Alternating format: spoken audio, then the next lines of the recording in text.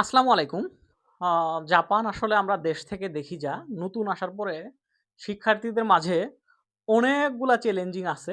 যে চ্যালেঞ্জিং গুলা পরিকল্পনা মোতাবেক যদি আমরা পার করতে না পারি, প্রতিটা কদম যদি আমরা পরিকল্পনা মোতাবেক না পার করতে পারি, প্রত্যেকটা সেকেন্ড সময় যদি পরিকল্পনা মোতাবেক পার না করতে পারি, আসলে জাপানের যে নিষ্ঠুরতম একটা দিক আছে, তাদের সামনে তখন উপস্থাপিত হয়।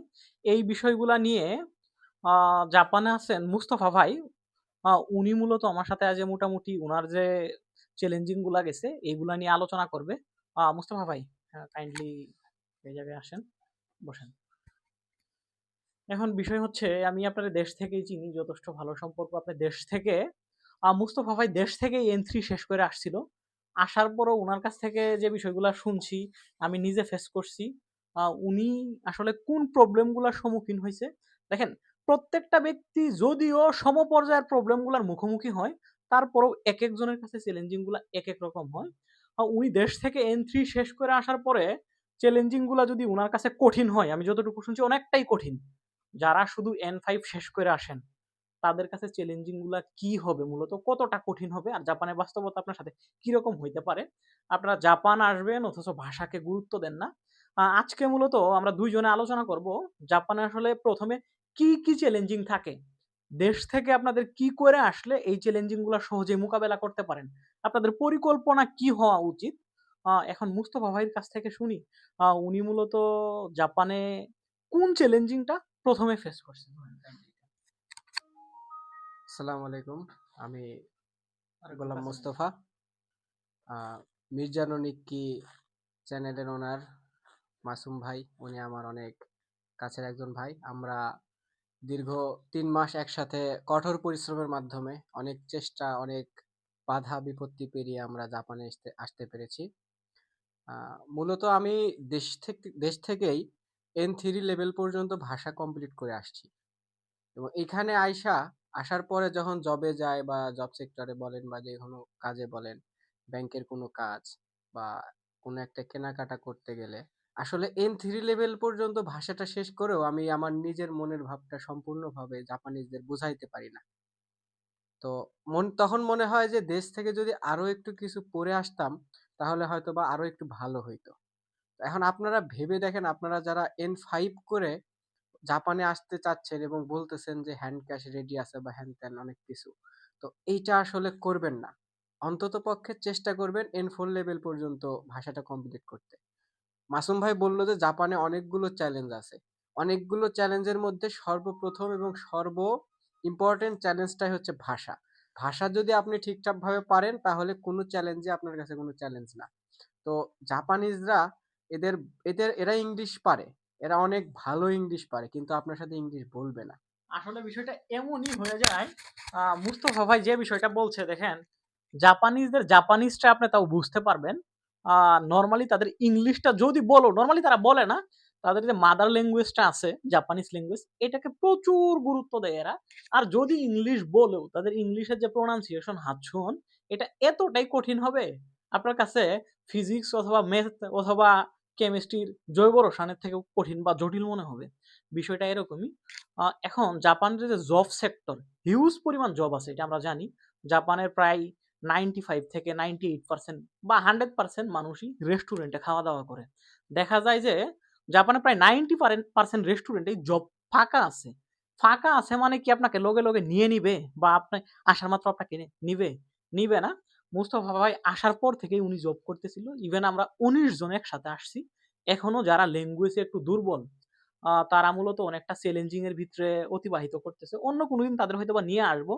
তারা বিভিন্ন কিছু মুস্তফা ভাইরে বলে, আমারে বলে। আ আরো কিছু বলছে যে জবের বিষয়টা না, দেখেন কেনাকাটার সেক্টরটা আছে। আপনি ধরেন ওয়ার্ড অফিসে যাইতে হবে। আপনি যদি ওয়ার্ড অফিসে যাবেন, আপনি কেন গেছেন? এই বিষয়টাও এক্সপ্লেইন করতে পারবেন না। আপনি নিজেকে জিজ্ঞাসা করেন তো, আপনি একটা কাজের জন্য আসছেন, যে আমি জুমিনহুর জন্য আসছি। এই জিনিসটা কি আপনি জাপানিতে বলতে পারেন কিনা? ধরেন আপনি একটা জবের জন্য এক জায়গায় কল দিবেন। কি বলবেন? এই কথাটা কি আপনি এখন থিংক করেন যে জাপানিতে বলতে পারতেছেন? না, এটা পারতেছেন না। N5 দিয়ে আসলে এগুলা পসিবল না। আর N5 এর মিন্নানো নিহঙ্গ যে বইটা আসছে, এই বইটা মূলত আমি আমার জায়গা থেকে মনে করি যে এটা একটা সাজেশন। এটা আসলে ফুল বই না। এই ভাষা নিয়ে মুস্তফা ভাই ভাষাতে আসলেই জুজু। ভাষা নিয়েও আপনাদের একটু ডিরেকশন দিবে। কিভাবে ভাষা আসলে এপ্রুভ করা যায়। আর বাস্তব যে চ্যালেঞ্জগুলা, পরিকল্পনার কথা বলছি, জাপান আসবেন। আসার পরে ১ম যে কথাটা বলছি যে চ্যালেঞ্জিং বিভিন্নভাবে হবে। ১ম কথা হচ্ছে আপনার টাকার ব্যয়ের একটা সূক্ষ্ম পরিকল্পনা থাকতে হবে। এইটা যদি টাকাটা সঠিক ব্যয় না করতে পারেন, ধরেন সাথে করে ৩ লাখ বা ৪ লাখ ইয়েন আপনি নিয়ে আসছেন। এই ৩-৪ লাখ ইয়েন জাপানে আমরা বাঙালি যারা আসি প্রত্যেকটা শপ বা দোকানরে সেম মনে করি। এই বিষয়টা কিন্তু আসলেই সেম না, প্রত্যেকটা ভিন্ন। ধরেন আপনি যদি ১ কেজি লবণ কোনভিনি থেকে নিতে যান, তাহলে দেখা যাবে যে ৩৫০-৩০০ বা আরো উপরে হইতে পারে। আর আপনি যদি এটা গিউমু থেকে নিতে যান, ৮০ ইয়েন হইতে পারে। তার মানে দেখা যাচ্ছে প্রায় ৫ থেকে ৬ গুণ। তার মানে ৫ থেকে ৬ গুণ এটা হচ্ছে একটা জিনিসে। তার মানে আপনার যদি ৳১০,০০০ র জিনিস কিনেন, যদি আপনি সঠিক পরিকল্পনা না থাকে, এমনি সবগুলাকে সেম থিং করেন, তাহলে ১০,০০০ জায়গায় দেখা যাবে আপনি ৬০ থেকে ৭০,০০০ লাগাচ্ছেন। তার মানে একজন মানুষ যদি জাপানে ১ম এ আসে, আপনি তো নতুন একটা জীবন শুরু করবেন। প্রত্যেকের মিনিমাম দেখা যায় ৫০,০০০ থেকে ১,০০,০০০ ইয়েনের একটা বাজার লেগে যায়। আপনার চেয়ার টেবিল, বিভিন্ন রান্নার হাঁড়ি-পাতিল, বাসন-টাসন সহ শুরু করে সবকিছুই প্রায় কিনতে হয়। তার মানে ৳৫০,০০০ র ব্যয়ের জায়গায় আপনি ৳১,০০,০০০ লাগাবেন। এই আলোচনাতে পরে আসি। আসলে ১ম এ আইসা শিক্ষার্থীদের কি করা উচিত? মুস্তফা ভাইয়ের কাছ থেকে একটু শোনার চেষ্টা করব আমি। প্রথমেই আসবেন, আসার পরে আপনার জাইরো কার্ড যেটা থাকবে সেখানে অবশ্যই ঠিকানা বসাইতে হবে এবং একটা কথা মাথায় রাখবেন যে এয়ারপোর্টে যখন নামবেন আপনারা, নামার সময় এবং নামার সাথে সাথে ইমিগ্রেশন থেকে পার্ট টাইম জবের একটা সিল নিতে হয় এবং এটা খুবই ইম্পর্টেন্ট। এটা যদি ছাড়া পড়ে এবং আপনি অনেক বিভ্রান্তিতে পড়বেন এবং সব কাজ শেষ করার পরে ওয়ার্ড অফিস থেকে একটা জুম ইন হিও কালেক্ট করে রাখবেন, কারণ মনে রাখবেন আপনি আসার সাথে সাথে মাই নাম্বার কার্ডটা পাবেন না। মাই নাম্বার কার্ড পাইতে আপনার ১.৫ থেকে ২ মাসের মতো সময় লাগে। তো এর মধ্যে যদি যখন আপনার জাপানের জেনশো কোম্পানি বলে, হ্যাঁ, এটা হচ্ছে জাপানের বিশাল একটা কোম্পানি, রেস্টুরেন্টের গ্রুপ অফ ইন্ডাস্ট্রি আর কি। তো এইখানে জাপানের বড় বড় রেস্টুরেন্ট গুলো হামাসুশি, সুশিরো, সুকিয়া ইত্যাদি, মানে অনেক চেইন রেস্টুরেন্ট গুলো আছে এবং এগুলো খুব বিখ্যাত রেস্টুরেন্ট। জুমিন হিও অথবা মাই নাম্বার কার্ড ছাড়া আপনি এসব রেস্টুরেন্টে এলাও না। তো মাই নাম্বার কার্ড তো সাথে সাথে ম্যানেজ করতে পারবেন না। প্রায় ২ মাস লাগে যাবে মাই হ্যাঁ, নাম্বারটা চেঞ্জ এর করা। জন্য আপনাকে অবশ্যই জুমিন হিওটা কালেক্ট করে রাখতে হবে। আর যেটা মূল কথা, মানে মূল কথা কি, ভাষাটাই হচ্ছে ইম্পর্টেন্ট। আর প্রতিদিন চেষ্টা করবেন যে আমি ৫ মিনিট হইলেও পড়বো, পড়ার টেবিলে বসবো। মানে সর্বনিম্ন ৫ মিনিট হলেও অন্তত পড়ার চেষ্টা করবেন। রেগুলারিটি রাখা আরকি। আমরা যখন ক্লাস করি, ক্লাসে একদিন আমার ক্লাসে আমার সেন্সে একজনকে প্রশ্ন ধরছে। আমি ওকে বলে দিছি, অ্যান্সারটা পাশ থেকে বলে দিছি। সেন্সেই আমাকে বলছে যে দামারে নিহন তাসুকে নাই কোনি দেশ। এটার অর্থ হচ্ছে যে তুমি থামো, জাপান কোনো সাহায্যকারী দেশ না। জাপান আসলেই কোনো সাহায্যকারী দেশ না। জাপানে কেউ আপনাকে সাহায্য করবে না। এই আপনার চেষ্টা আপনাকে নিজে করতে হবে এবং এই চেষ্টার মানে সবচেয়েতে ভালো চাবিকাঠি হচ্ছে জাপানিজ ভাষা। তো যার যত ভাষা যত ভালো, জাপান তার জন্য তত সহজ। ধন্যবাদ। দেখেন মুস্তফা ভাই এই জায়গায় একটা কথা বলছে, দেখেন ডকুমেন্টের বিষয়টা বলছে।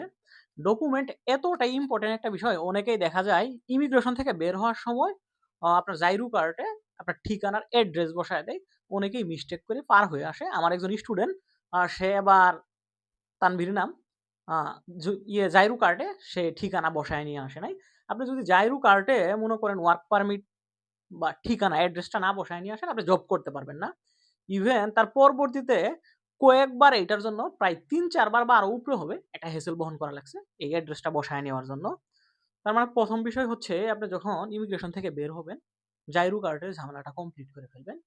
এরপরে আসার পরে আবারই ডকুমেন্টের যে বিষয়টা, আপনি বসে থাকবেন না। জাপান আসলে বসে থাকার দেশ না। আপনি ওয়ার্ড অফিসে গিয়ে জুম ইন হোটা উঠায় নিয়ে আসবেন। My number card normally application করার পরে দেখা যায় ১ মাস, ১.৫ মাস, ২ মাস সময় পর্যন্ত লাগতে পারে। ওইটা থাকুক, আপনি জুম ইন হোটা উঠায় নিয়ে আসবেন। এরপর আপনার ব্যাংক খোলার একটা বিষয় থাকে। এই ব্যাংকটা আপনি সর্বোচ্চ সংখ্যক চেষ্টা করুন যত দ্রুত খোলা যায়। আর ব্যাংক যেই দিনই হোক, আপনি আসার পরের দিন থেকে ট্রাই করবেন জবের জন্য মেইন স্বেচ্ছ দেওয়া। একটা সেকেন্ডও মনে করেন লেট না করে জবের জন্য, যে না হোক আমি একটা মেনসেচ্ছু দিলাম যে সেইটা আসলে ভাইবাটা কিভাবে হয়, এইটার একটা যে কেই কিংবা অভিজ্ঞতা এইটা হবে। আপনি প্রথম ভাইবাটার থেকে অবশ্যই সেকেন্ড যে ভাইবাটা আছে এটা সুন্দর হবে। এইভাবে দেখা যাবে যে আপনার অনেকগুলা ভাইবা হয়ে গেলে একটা এক্সপেরিয়েন্স নিজের মাধ্যমে আসবে। জাপান দেখেন, সবার আসলে পরিচিত লোক থাকবে না, সবার হেল্প পাবে না। অনেকের সদিচ্ছা থাকা সত্ত্বেও ব্যস্ততার কারণে আপনাকে সময় দিতে পারবে না। এই বিষয়টা অবশ্যই বাস্তব। এইজন্য নিজেকে নিজের জায়গা থেকে প্রতিষ্ঠিত করার জন্য যা করতে হবে এটা করতে হবে। কারণ আপনাকে জাপানে কি হেল্প করতে পারবে, কে হেল্প করতে পারবে? জাপানে আপনাকে হেল্প করতে পারবে একমাত্র আপনি নিজেই। মানে আপনার ল্যাঙ্গুয়েজটা। এই ল্যাঙ্গুয়েজটা যদি ডেভেলপ করেন, সবকিছু যথেষ্ট সুন্দর হবে। তাহলে ১ম চ্যালেঞ্জ ছিল আপনার ডকুমেন্টগুলা। তার মানে যথাসম্ভব যথাসময়ে এগুলা ঠিক করবেন। তারপরে হচ্ছে সময়ের ব্যবহার এবং টাকা পয়সার ব্যবহার যেটা। সময়ের ব্যবহারটা অবশ্যই কোনো কিছু লেট করা যাবে না। আপনি আসছেন, থিঙ্ক করতে পারেন আসছি আমি ১৫ দিন ২০ দিন ঘুরি। ঘোরার জন্য হাতে তো টাকা নিয়ে আসছি। জাপানের টাকা আসলে মনে করেন এটা অঙ্কে বড় দেখা যায়, কিন্তু এটা দিয়ে আসলে কোনো কিছু হয় না। আপনি ১ কেজি চাউল কিনতে গেলে ৫-৬ হাজার ইয়েন লাগে। তার মানে দেখা যাবে আপনি যদি ঘোরাফেরা করে ১ম এ বেড়াইতে চান ১৫ দিন, আপনার সাথে করে নিয়ে আসা ৩-৪ লাখ ইয়েন খুব সহজেই শেষ হয়ে যাবে। যে কয়দিন আপনার টাকা ছিল এই সুন্দর জাপানটা ভালো লাগবে।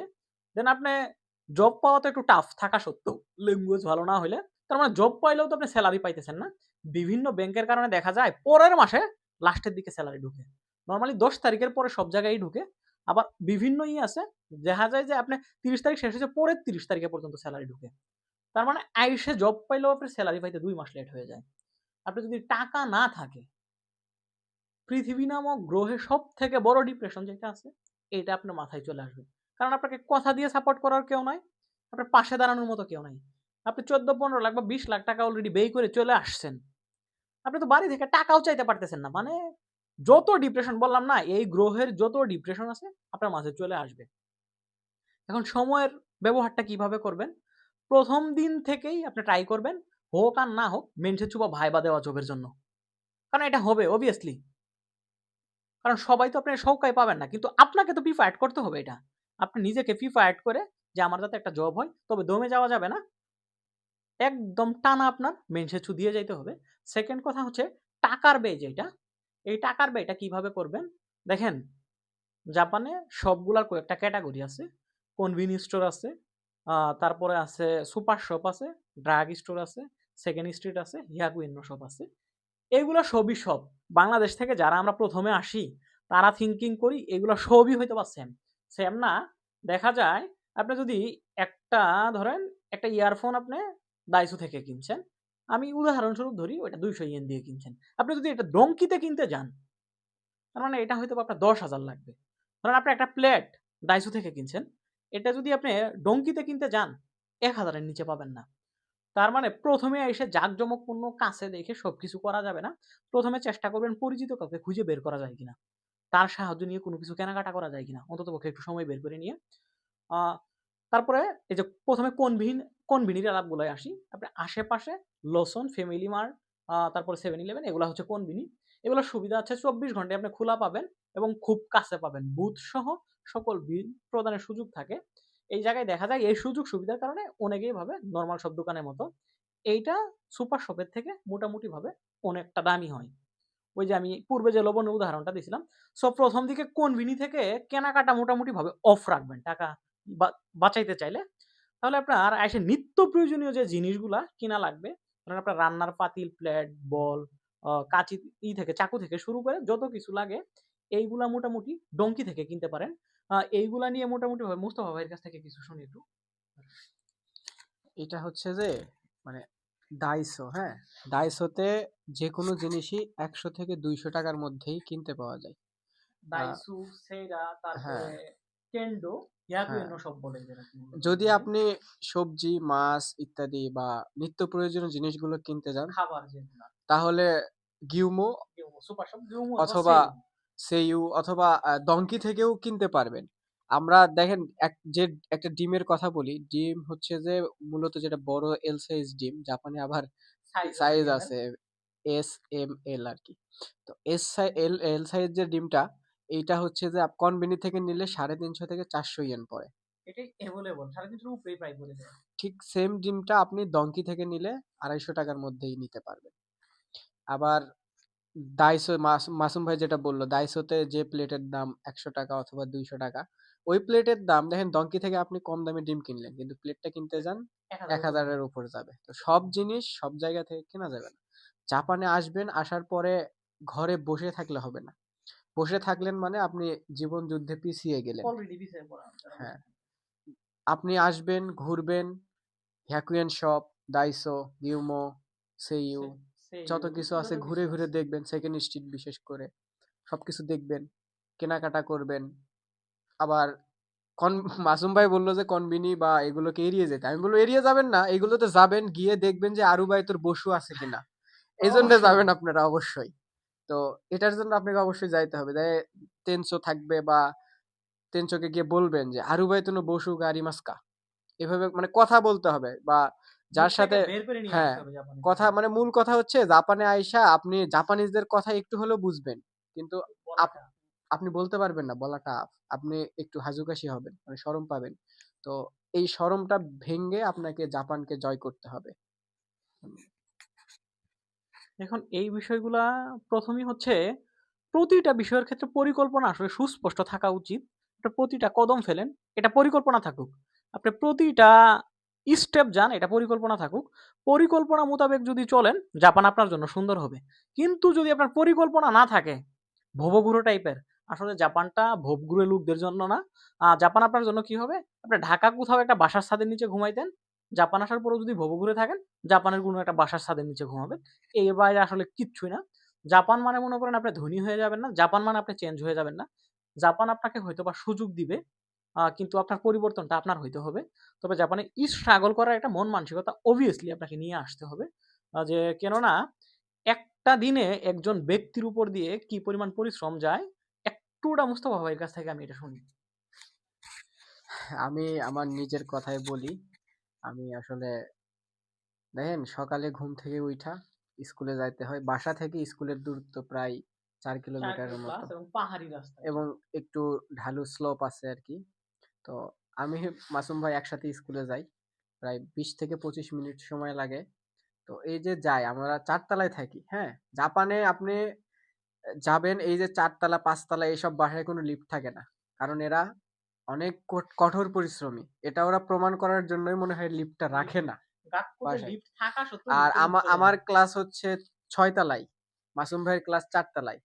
স্কুলে বা গাক্কু যেটা বললো, লিফট আছে, কিন্তু এটা শুধুমাত্র কাস্টমার, অর্থাৎ যারা কোনো প্রসেসিং বিষয়ে স্কুলে আসবে এবং শুধু টিচারদের আর ব্যবহারের জন্য। ব্যক্তি যদি অসুস্থ হয়ে যায়, আর যদি কোনো স্টুডেন্ট অসুস্থ হয়, তাহলে স্কুল থেকে একটা পারমিশন দেবে, শুধুমাত্র যে কয়দিন অসুস্থ থাকবে ঠিক সে কয়দিন ব্যবহার করতে পারবে। এবং বাদবাকি সময় যে প্রতিদিন স্কুলে যে যাওয়া আসা, এই বিষয়টা আপনাকে পায়ে হেঁটেই উঠতে হবে, পায়ে হেঁটেই নামতে হবে। তো এরপরে স্কুল থেকে আসার পরে রান্না বান্না খাওয়া দাওয়া, এরপরে সন্ধ্যা 6টা থেকে জব থাকে, রাত 10টা পর্যন্ত। এসে আবার খাওয়া দাওয়া করে একটু পড়াশোনা করে বাড়িতে কথা বলতে বলতেই দেখবেন যে রাত 1টা 1:30টা বেজে গেছে। আবার পরের দিন একটা কথা, মানে আমার আমার নিজের কাছে মনে হয় কি জানেন, বাংলাদেশে 1 মিনিট হয় 60 সেকেন্ডে, কিন্তু জাপানে 1 মিনিট হয় হয় 45 সেকেন্ড, আবার না হলে 50 সেকেন্ড। এইরকম এরকমই। একটা বিষয়, এটা আপনি লোড জাপানে আসলেই খেয়াল করবেন। এটা মনে হয় আসলেই সত্য। এটা এরকমই হয়। দেখেন, মুস্তফা ভাই যে একটা বিষয় বলল, জাপানের সময়টা আসলেই দেখতে, দেখতে চলে যায়। কখন যে সকাল হচ্ছে, কখন যে সন্ধ্যা হচ্ছে, কখন যে রাত হচ্ছে, কখন যে দিন ফুরিয়ে যাচ্ছে, এই বিষয়টা আসলে বোঝা যায় না। দেখেন সকালে আ গাক্কোগুলা মেজরিটি গাক্কোগুলাই যারা নিহঙ্গ গাক্কুতে আসবেন হোমওয়ার্ক দেয়। বুঝতে পারছেন? এটা আপনার করতে হয়। হোমওয়ার্ক করার জন্য একটা সময়ের দরকার আছে। আপনার আসছেন স্টুডেন্ট বিষয়, আপনার পড়ালেখা একটা উদ্দেশ্য। তার মানে এই উদ্দেশ্যটা কোথায় চলে যাবে যদি পড়তে চান, দেখেন আপনি সকালে উঠলেন, আপনার রান্না-বান্না আছে, খাওয়া-দাওয়া আছে হালকা পাতলা। আবার ধরেন ২০-২৫ মিনিট সাইকেল চালানো যাওয়া। এটা নরমালি আস্তে চালায়া যায় না। এটা আমরা যথেষ্ট দূরে চালায়া যাই। ইভেন আবার গাক্কোতে উঠি সিঁড়ি বয়ে। বাংলাদেশে থাকা তো ৪ তালা অসম্ভব। সিঁড়িতে নামা লাগলে ৫ তালা ৬ তালা নামবো না। মানে এরকম একটা বিষয় হয়ে যাইত। এইটা উঠা, আবার নামা, দেন আবার সাইকেল চালায়া আসা। ইভেন আমাদের জবগুলা একটু নিকটে হওয়াতে আমরা সেভিংস। অনেকেই আছে দেখা যায় ৭ কিলো ৮ কিলো দূরে সাইকেল চালায় আবার জবে যায়। দেখেন, আপনি ৪-৫ ঘন্টা ক্লাস করলেন, যাওয়া আসার সময় রান্নাবান্না করলেন, খাইলেন, আবার ৭-৮ কিলো দূরে সাইকেল চালায়ে জবে গেলেন। আবার আসলেন, ৪-৫ ঘন্টা কাজ করলেন। জাপানে কাজ কঠিন বলব না, কাজ সহজ। কিন্তু এটার একটা বিষয় হচ্ছে কি, আপনাকে প্রচুর দ্রুততার সাথে কাজ করতে হবে। জাপানিজরা প্রচুর স্পিডি হয় তুলনামূলকভাবে। আপনি যেহেতু জাপান আসছেন, তার মানে বাংলাদেশের যে চালচলন নরমালি এইটা থাকলে চলে না। আপনাকেও সেই স্পিডের সাথে আসলে সহমত হইতে হবে বা তাই করতে হবে। বিষয়টা হচ্ছে আপনার মানসিক, শারীরিক সকল প্রিপারেশনের একটা মেন্টালিটি নিয়ে আসতে হবে। সর্বোপরি একটা বিষয় হচ্ছে ভাষা যদি না শিখে আসেন, ওই যে সমগ্র গ্রহের চাপ আপনার মাথায় আসবে। ৩ মাস যাবে, ৪ মাস যাবে, ৫ মাস যাবে আপনি জব পাবেন না। ইভেন দেখবেন যে আপনার টিউশন ফির সময় চলে আসছে। দিন শেষে মনে করেন আমার পক্ষ থেকে একটা কথাই থাকবে, ল্যাঙ্গুয়েজটা ডেভেলপমেন্ট করে আসেন আর পরিকল্পনা সুন্দর করেন। আপনার কাছ থেকে কোনো কিছু বলার থাকলে বলুন।